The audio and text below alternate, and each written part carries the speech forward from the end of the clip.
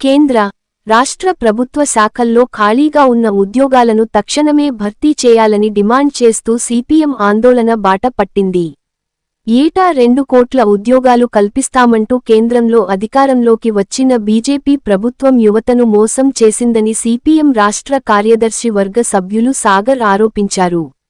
సంగారెడ్డి జిల్లా కలెక్టరేట్ ఎదుట సిపిఎం ఆధ్వర్యంలో ధర్నా నిర్వహించి, అనంతరం అదనపు కలెక్టర్కు వినతిపత్రం సమర్పించారు. ఉద్యోగాల భర్తీ కోసం సంగారెడ్డిలో సిపిఎం గళమెత్తింది. కేంద్ర, రాష్ట్ర ప్రభుత్వ శాఖల్లో ఖాళీగా ఉన్న పోస్టులను వెంటనే భర్తీ చేయాలని డిమాండ్ చేస్తూ సిపిఎం రాష్ట్ర కమిటీ పిలుపు మేరకు సంగారెడ్డి జిల్లా కలెక్టర్ కార్యాలయం ఎదుట గురువారం ధర్నా నిర్వహించారు. ఈ కార్యక్రమానికి సిపిఎం రాష్ట్ర కార్యదర్శి వర్గ సభ్యులు సాగర్ ముఖ్య అతిథిగా హాజరై మాట్లాడారు. కేంద్రంలోని బీజేపీ ప్రభుత్వం అధికారంలోకి రాకముందు ఏటా 2 కోట్ల ఉద్యోగాలు కల్పిస్తామని హామీ ఇచ్చిందని సాగర్ గుర్తుచేశారు.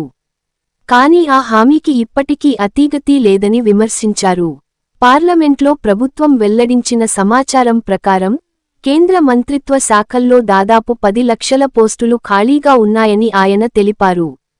ప్రపంచంలోనే అత్యధిక యువశక్తి కలిగిన దేశాల్లో భారత్ ముందంజలో ఉందని, దేశ అభివృద్ధిలో యువత సామర్థ్యాన్ని వినియోగించుకోవాలనే కనీస చిత్తశుద్ధి పాలకులకు లేదని సాగర్ ఆరోపించారు.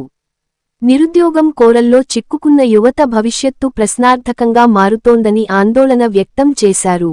స్వాతంత్ర్యం వచ్చి దశాబ్దాలు గడుస్తున్నా యువతకు తగిన ఉద్యోగ, ఉపాధి అవకాశాలు లేకపోవడం దురదృష్టకరమన్నారు. ఉద్యోగాల కోసం యువత ప్రశ్నిస్తే సమాధానం చెప్పాల్సిన పాలకులు పకోడీలు, బజ్జీలు వేయడం కూడా ఉపాధే అంటూ వ్యాఖ్యలు చేయడం సిగ్గుచేటని విమర్శించారు.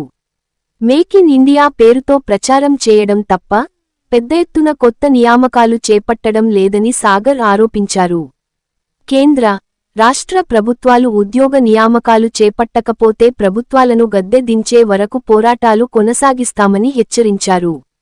ఇక తెలంగాణలో కాంగ్రెస్ ప్రభుత్వం ప్రకటించిన యూత్ డిక్లరేషన్ను కూడా సాగర్ ప్రస్తావించారు.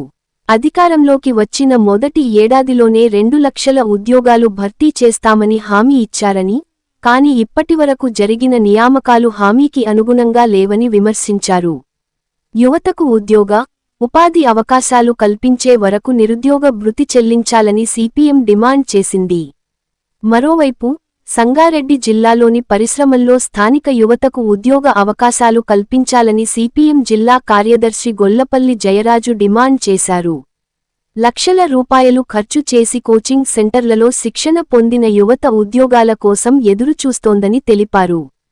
ఉద్యోగాల భర్తీపై కేంద్ర, రాష్ట్ర ప్రభుత్వాలు స్పష్టమైన కార్యాచరణ ప్రకటించాలని డిమాండ్ చేస్తూ సిపిఎం నాయకులు అదనపు కలెక్టర్కు వినతిపత్రం అందజేశారు.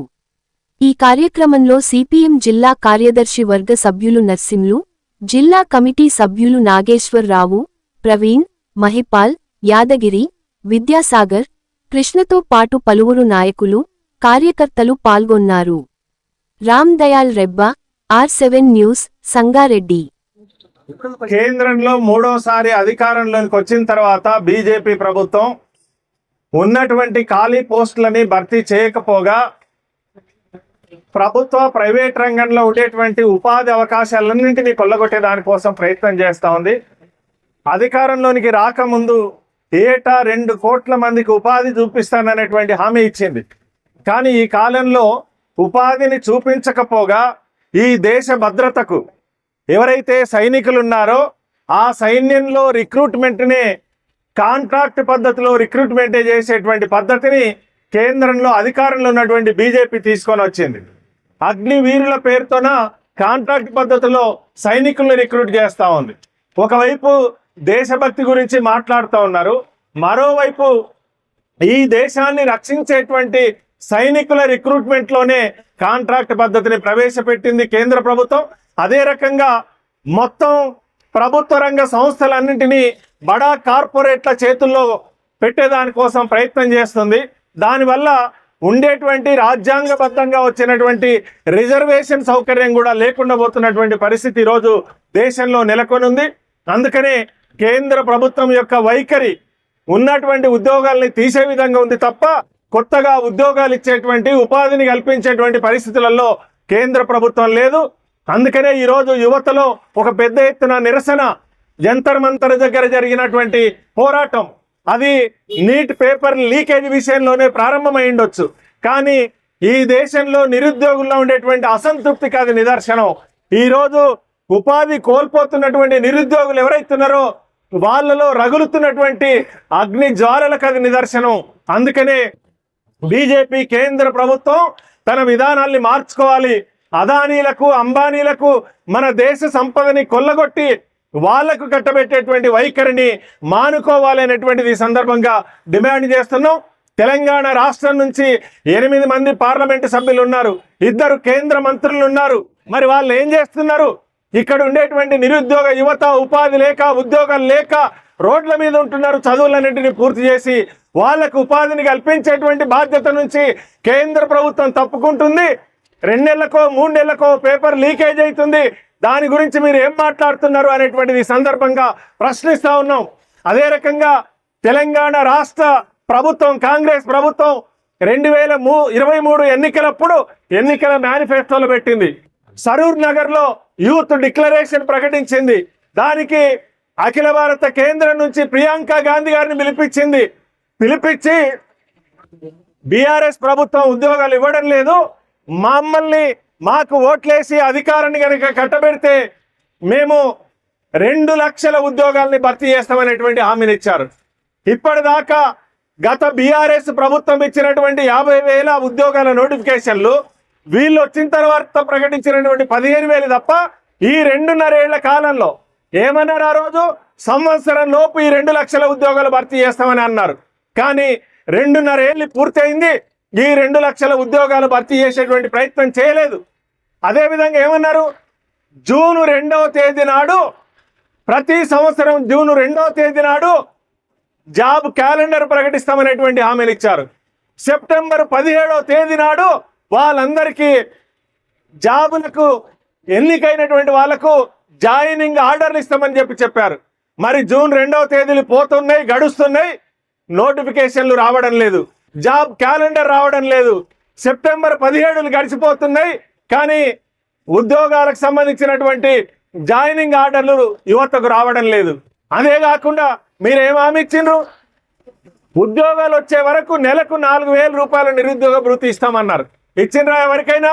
మొత్తం తెలంగాణ రాష్ట్ర వ్యాప్తంగా ఉండేటువంటి నిరుద్యోగులు ఎవరైతున్నారో వాళ్ళకు నిరుద్యోగ భృతి ఇచ్చినటువంటి పరిస్థితి లేదు. అదే రకంగా ఈరోజు చాలా మంది చదువుకున్నటువంటి వాళ్ళు ఉన్నారు, చదువు పూర్తి చేసినటువంటి వాళ్ళు ఉన్నారు, ఇంజనీరింగ్ చేసిన వాళ్ళు, డిగ్రీలు చేసిన వాళ్ళు, పీజీలు చేసిన వాళ్ళు, ఎంబీఏలు, ఎంసీఏలు చేసినటువంటి పిల్లలు ఎవరైతున్నారో వాళ్ళ ఫీజు రియంబర్స్మెంట్ వెంటనే ఇస్తామని ఎన్నికల మేనిఫెస్టోలో పెట్టారు. 2.5 ఏళ్ళు అయింది. 10,800 కోట్ల రూపాయలు ఫీజు రియంబర్స్మెంట్ బకాయిలు ఉన్నాయి. ప్రభుత్వ కాలేజీలలో కూడా సెల్ఫ్ ఫైనాన్స్ కోర్సులు చదువుకున్నటువంటి వాళ్ళు ఉన్నారు, వాళ్ళకి ఫీజు రియంబర్స్మెంట్ ఇవ్వలేదు. దానివల్ల చదువు పూర్తయి ఏదో ప్రైవేట్ ఉద్యోగమో పార్ట్ టైమో ఏదో జాబ్ చేసుకుందామంటే కాలేజీలు సర్టిఫికెట్లు ఇవ్వడం లేదు. మరి దీనికి బాధ్యత మీది కాదా? రాత్రింబవళ్ళు కష్టపడి చదివి మొదటి శ్రేణిలో పాస్ అయినటువంటి విద్యార్థులు ఎవరైతున్నారో వాళ్ళు సర్టిఫికెట్ లేకుండా తిరగాల్సినటువంటి పరిస్థితికి బాధ్యత మీది కాదా అని అడుగుతున్నాం. అందుకనే మనం అడుగుతున్నాం, మీరు ఎన్నికల మేనిఫెస్టో సందర్భంగా, సరూర్ నగర్లో జరిగినటువంటి యూత్ డిక్లరేషన్ సందర్భంగా నిరుద్యోగులకు, ఈ రాష్ట్రంలో ఉండేటువంటి యువతకు, విద్యార్థులకు మీరు ఇచ్చినటువంటి హామీలు నెరవేర్చడంలో పూర్తిగా వైఫల్యం ఉంది. ఇప్పటికైనా కేంద్ర రాష్ట్ర ప్రభుత్వాలు మీరు ఇచ్చినటువంటి హామీలను నెరవేర్చాలి. మీ హామీలు కనుక నెరవేర్చకపోతే, ఈరోజు ఢిల్లీలో జరిగింది, కేంద్ర విద్యాశాఖ మంత్రి రాజీనామా చేసేదాకా అక్కడ ఢిల్లీలో విద్యార్థులు ఉన్నారు. చాలా మంది అంటున్నారు, గతంలో అన్నారు అయ్యా నరేంద్ర మోడీ, అమిత్ షా అనుకుంటే వాళ్ళు నిర్ణయాలు వెనక్కి తీసుకోరని. ఏం జరిగింది? జంతర్ మంతర్ లో విద్యార్థులు ప్రారంభించినటువంటి పోరాటం ఈరోజు జంజీ యూత్ ఎవరైతున్నారో వాళ్ళు నడిపినటువంటి పోరాట ఫలితంగా విద్యాశాఖ మంత్రి ధర్మేంద్ర ప్రధాన్ రాజీనామా చేసి పారిపోవాల్సినటువంటి పరిస్థితిని యువత కల్పించారు. ఇక్కడ మీరిచ్చినటువంటి హామీలు నెరవేర్చకుండా ఇదే వైఖరిని కనుక మీరు ప్రదర్శిస్తే ఖచ్చితంగా అదే రకమైనటువంటి గుణపాఠం చెప్తారు. దానికి జరిగేటువంటి పోరాటాలకు, ఉధృతంగా జరిగేటువంటి ఉద్యమాలకు ఈ యువతది, విద్యార్థులది కాదు, కేంద్ర రాష్ట్ర ప్రభుత్వాలే బాధ్యత వహించాల్సి వస్తుందని చెప్పి ఈ సందర్భంగా హెచ్చరిస్తూ ఈ రోజు శాంతియుతంగా జరిగినటువంటి ధర్నా కార్యక్రమంలో పాల్గొన్నటువంటి విద్యార్థులు, యువకులు, పార్టీ నాయకులు, పత్రికా మీడియా మిత్రులందరికీ పేరు పేరున ధన్యవాదాలు తెలియజేస్తూ నమస్కారం.